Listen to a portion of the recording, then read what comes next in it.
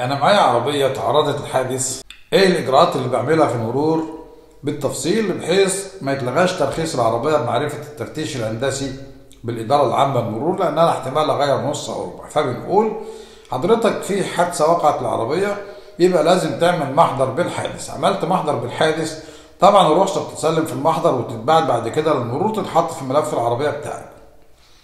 اول اجراء بتعمله حضرتك بتاخد العربيه المرور بتحملها طبعا على العربيه نقل، بحيث اللجنه الفنيه بتنظر العربيه بتشوف التلفيات اللي فيها والاصلاحات المطلوبه وتعمل تقرير بالكلام ده على ظهر ورنيك الفحص.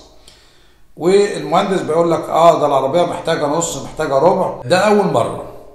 المره الثانيه بعد ما بتركب النص او الربع بتروح المرور معاك مستندات النص او الربع دهوت، وتدخل على اللجنه الفنيه بيكتب لك انه بمعاينه السياره تبين قيام المواطن بتركيب نص او ربع مرفق المستندات المطلوبه. دي المره الثانيه.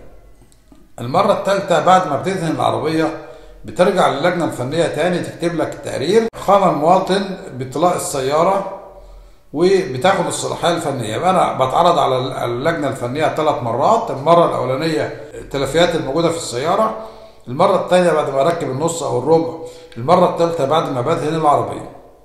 هي اجراءات طويله ورخمه وده المتبع اما تيجي تغير نص او ربع بحيث ما تتعرضش العربيه للالغاء. يبقى انا بعمل الاجراءات ديت في المرور عشان العربيه ما تتلغيش مني. طيب المهندس الفني بيطابق عند كل فحص فني، اكيد بيطابق العربيه او بيطابق العربيه على الملف، ولو في بصمه مثلا محليه دمغ محلي بيكتب على ورنيك الفحص يوجد دمغ محلي حيث تعرضت السياره لحادث بتاريخ كذا، وقام المذكور بتركيب نص واخطر بالتركيب والكلام ده كله ومرفق المستندات المطلوبه، بحيث بعد كده في اي فحص فني اللجنه ما توقفكش وتعرف انه غير نص او ربع والمستندات بتاعته موجوده، محضر الحادثه موجود في الملف ده عشان العربيه ما تلغيش ترخيص.